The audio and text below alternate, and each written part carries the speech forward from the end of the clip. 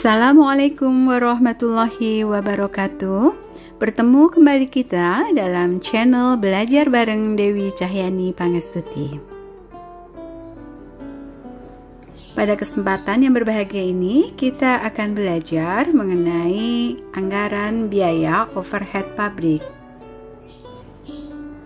Apa saja yang akan kita pelajari? Yang pertama yaitu mengenai pengertian, karakteristik, dan jenis biaya overhead pabrik. Yang kedua mengenai tarif BOP. Yang ketiga mengenai metode alokasi BOP.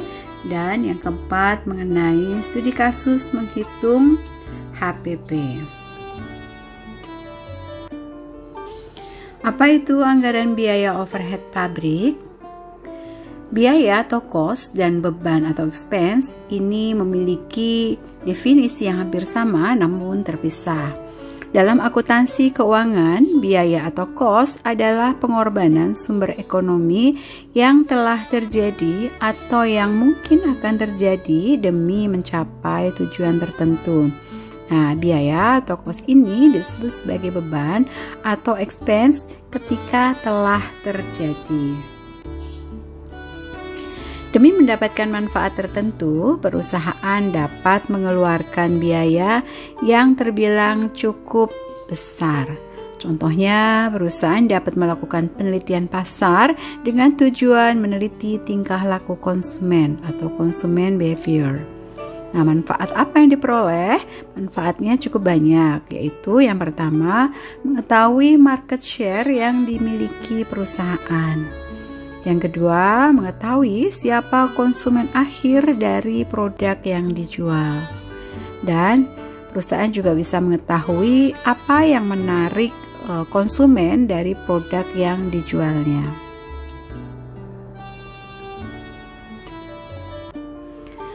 Perencanaan biaya ini harus lebih difokuskan pada penggunaan sumber daya yang terbatas dengan efektif dan juga efisien, bukan hanya sekedar pengurangan dari biaya yang dikeluarkan. Walaupun keputusan jangka pendek mengurangi pengeluaran dalam waktu tertentu, namun bisa saja hal ini justru mengakibatkan peningkatan biaya karena kerusakan mesin yang tidak efisien, hingga biaya perbaikan yang besar dan juga berkurangnya umur harta atau aktiva. Hal ini menyebabkan pengeluaran biaya yang semakin besar dalam jangka panjang. Pengawasan biaya harus sejalan dengan tujuan perusahaan dalam beroperasi dan disesuaikan dengan tugas serta tanggung jawab masing-masing kepala bagian. Biaya yang termasuk sebagai biaya overhead pabrik atau BOP ini merupakan seluruh biaya pabrik yang dikeluarkan oleh perusahaan dalam menjalankan proses produksi, kecuali biaya bahan mentah langsung atau bahan baku langsung dan biaya tenaga kerja langsung. Nah, BOP ini merupakan total biaya produksi yang tidak bisa secara langsung diidentifikasi pada produk atau aktivitas produksi tertentu.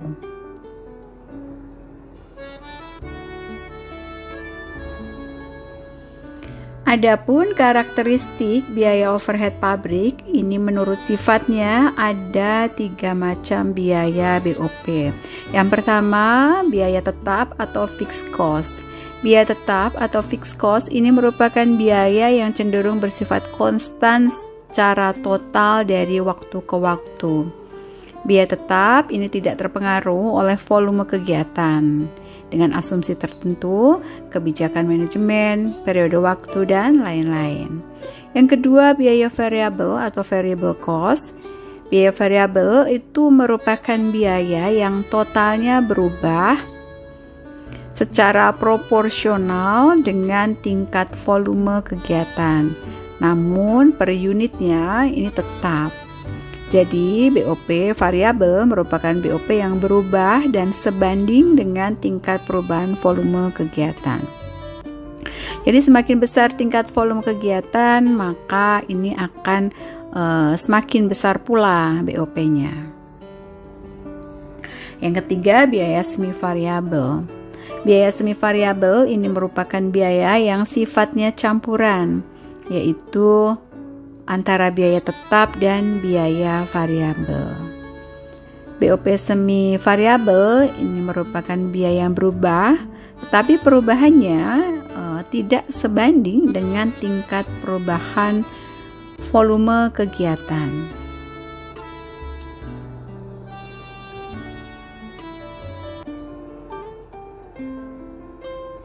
Selanjutnya, jenis-jenis BOP.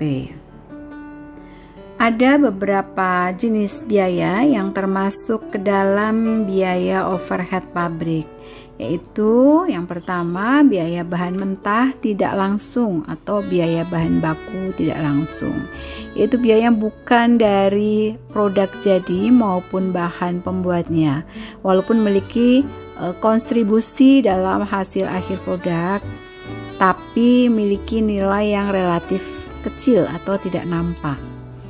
Yang kedua, biaya tenaga kerja yang tidak langsung. Ini merupakan biaya upah yang tidak dihitung langsung terhadap produk. Contohnya upah, tunjangan, dan biaya kesejahteraan. Selanjutnya, biaya reparasi dan pemeliharaan. Itu biaya yang digunakan untuk melakukan perbaikan terhadap mesin-mesin pabrik, pembelian suku cadang, bahan habis pakai, biaya perawatan mesin, kendaraan, peralatan, dan sebagainya.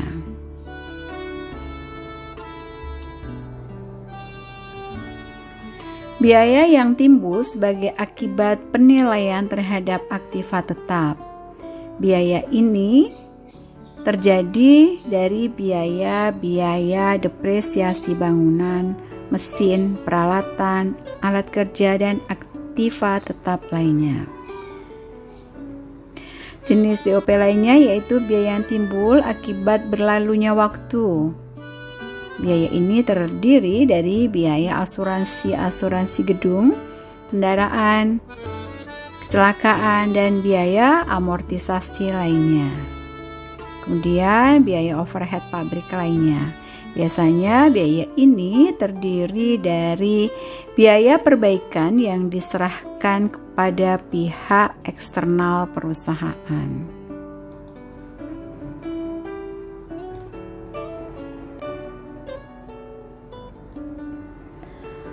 Berikutnya, tarif biaya overhead pabrik. Tarif biaya overhead pabrik atau BOP ini diperlukan untuk menentukan harga pokok produksi. Berdasarkan penentuan BOP untuk tiap bagian, maka dapat dihitung tarif BOP dengan membagi BOP yang dianggarkan dengan tingkat kegiatan di tiap departemen atau tiap bagian. Penetapan tarif biaya overhead pabrik ini dilakukan melalui 3 tahapan. Yang pertama yaitu penyusunan anggaran. Tahap berikutnya yang kedua yaitu pemilihan dasar pembebanan BOP kepada produk. Dan tahap yang ketiga yaitu menghitung tarif BOP.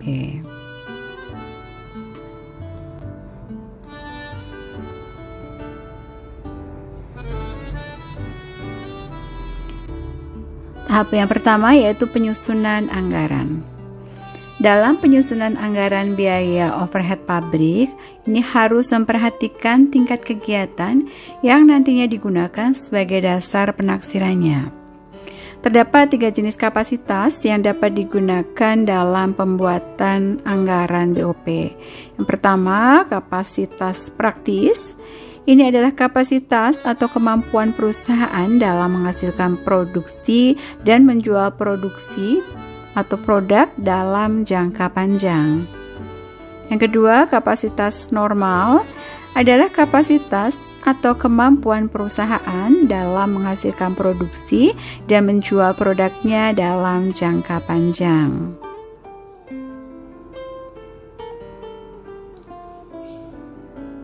Yang ketiga, kapasitas sesungguhnya yang diharapkan.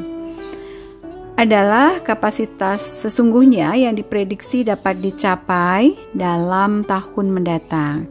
Jika anggaran BOP berdasarkan pada kapasitas sesungguhnya yang diharapkan, berarti ramalan penjualan tahun mendatang dipakai sebagai dasar penetapan kapasitas.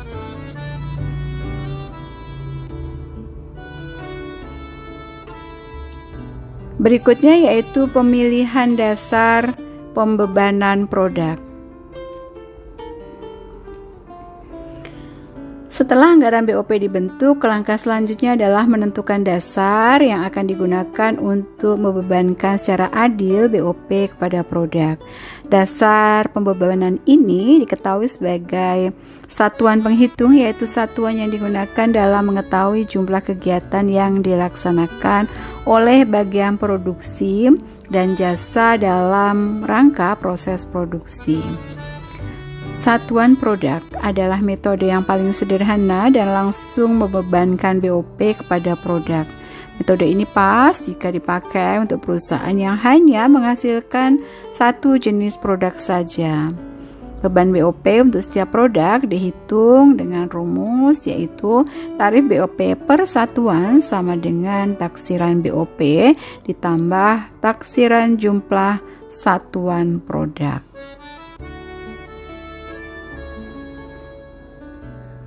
Kemudian biaya bahan mentahnya, apabila BOP yang dominan bervariasi dengan nilai bahan mentah, misalnya biaya asuransi bahan baku, maka dasar yang digunakan dalam membebankan produk adalah biaya bahan baku yang dipakai dengan rumus, yaitu tarif BOP per satuan sama dengan taksiran BOP ditambah taksiran biaya bahan mentah yang digunakan.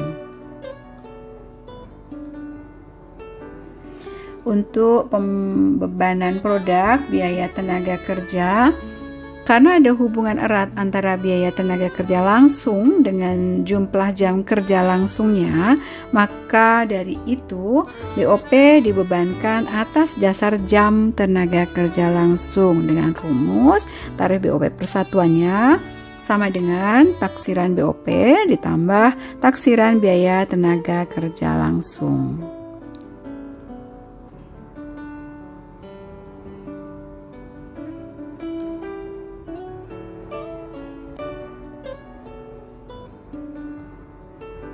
Selanjutnya, jam mesin. Jika BOP variatif dengan waktu penggunaan mesin, misalnya listrik digunakan untuk operasi mesin, maka dasar yang digunakan untuk membebankannya adalah jam mesin. Dengan rumus tarif BOP persatuan sama dengan taksiran BOP ditambah taksiran jam kerja mesin.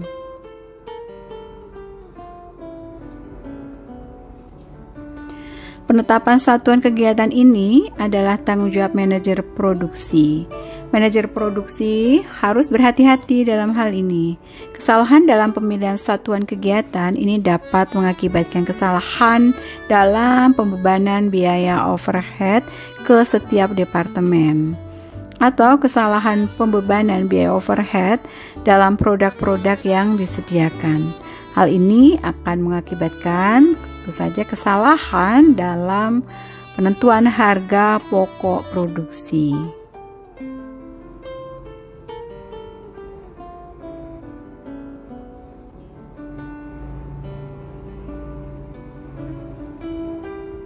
Selanjutnya yaitu menghitung tarif BOP. Setelah anggaran BOP disusun dan ditetapkan besar satuan kegiatan, selanjutnya tahap terakhir adalah menghitung tarif BOP dengan rumus jumlah BOP yang dianggarkan sama dengan tarif BOP ditambah perencanaan tingkat kegiatan.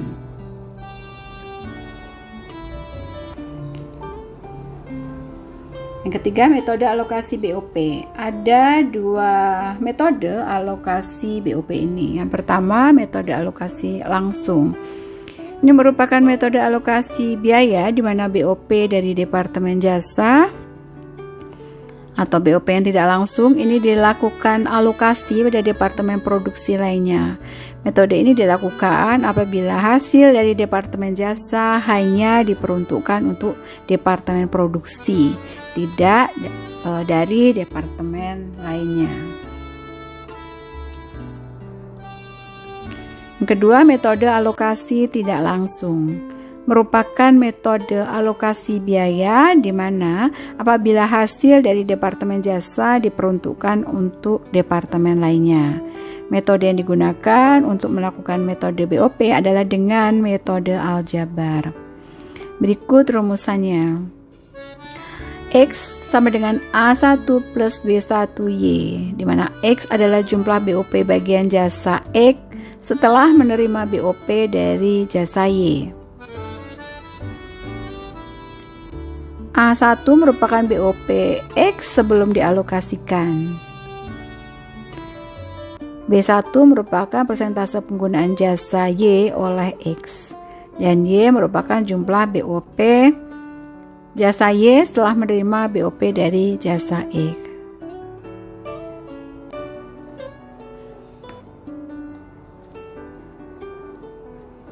Menghitung harga pokok produksi. Biaya produksi dan biaya non-produksi merupakan kelompok biaya dalam pembuatan produk. Biaya produksi adalah seluruh biaya yang dikeluarkan dalam proses pengolahan bahan baku atau bahan mentah menjadi suatu produk. Sedangkan biaya non-produksi adalah seluruh biaya yang dikeluarkan untuk kegiatan non-produksi.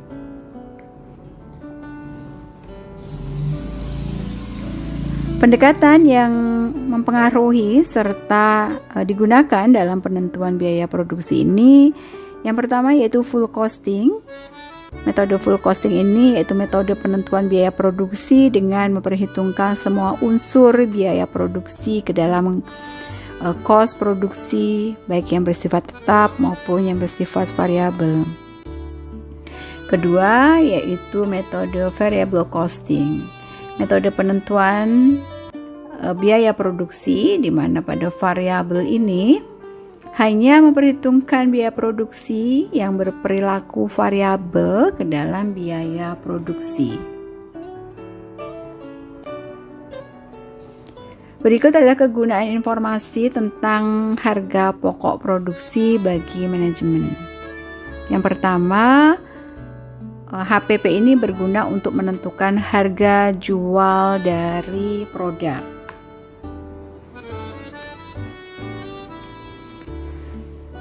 Biaya produksi untuk jangka waktu tertentu ditambah dengan biaya non-produksi akan menjadi total biaya yang dikeluarkan.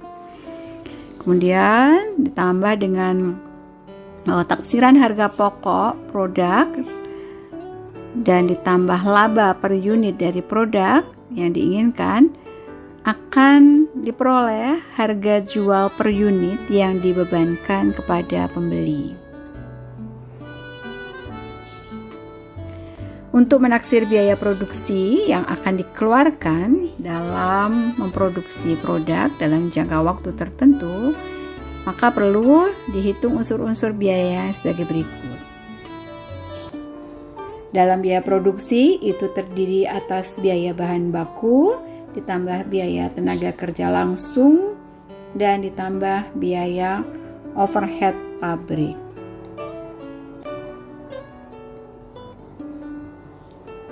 Yang kedua, HPP ini berfungsi untuk memantau realisasi biaya produksi.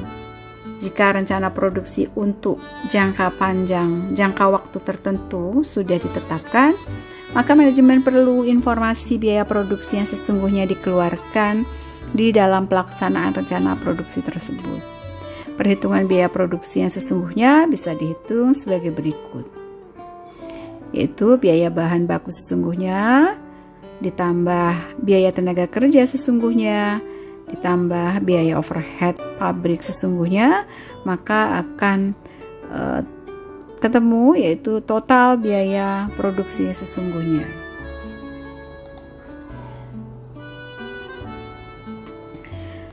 Fungsi HPP berikutnya yaitu menghitung laba atau rugi periode tertentu dengan cara seperti pada tabel berikut ini.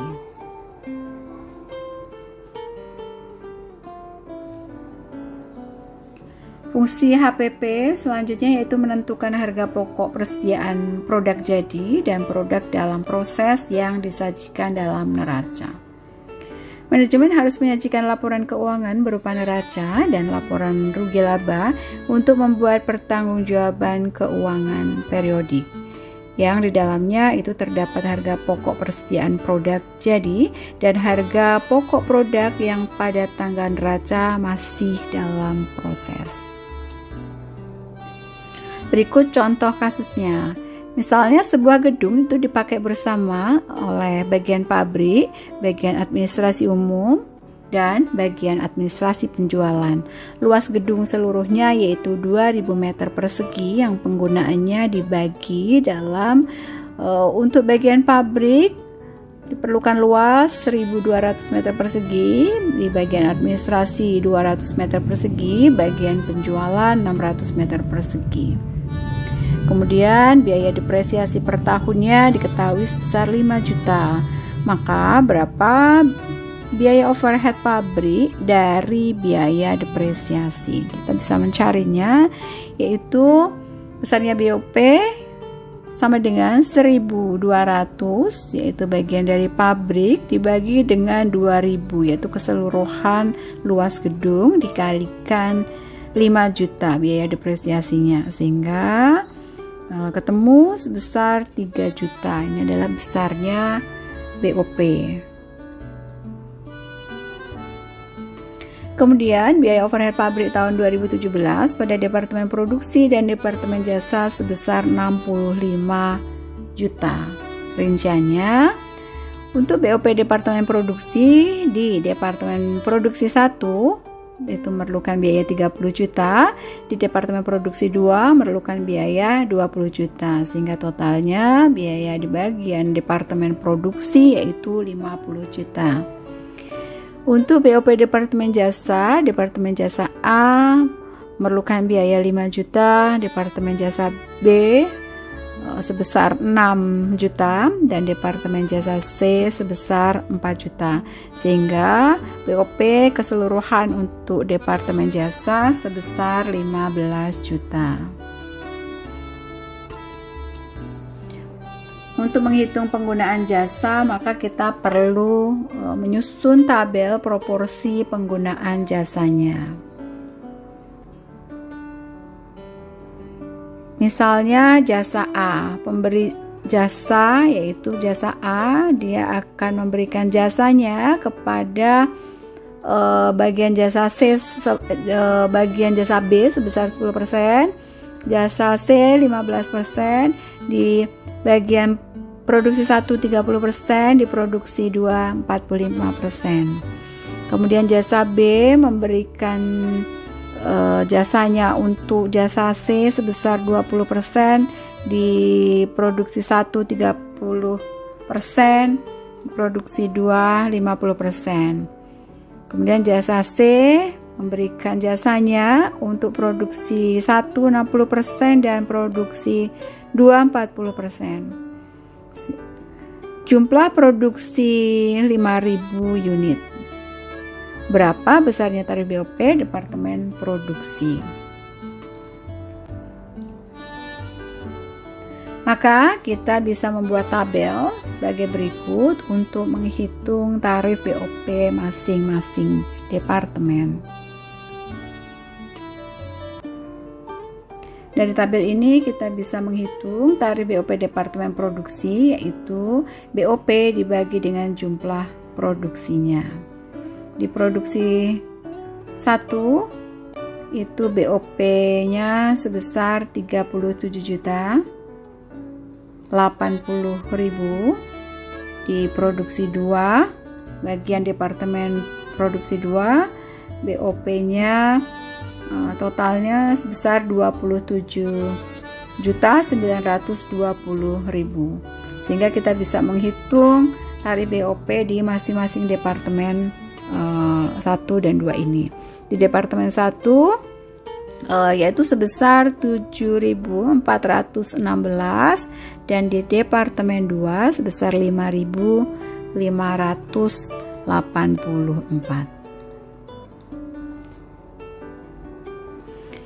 Baik, demikian materi pembahasan kita mengenai biaya overhead pabrik. Semoga materi ini dapat bermanfaat. Jangan lupa untuk like dan subscribe channel Belajar bareng Dewi Cahyani Pangestuti ini agar channel ini bisa terus memberikan manfaat. Sampai ketemu lagi di materi lainnya. Assalamualaikum warahmatullahi wabarakatuh.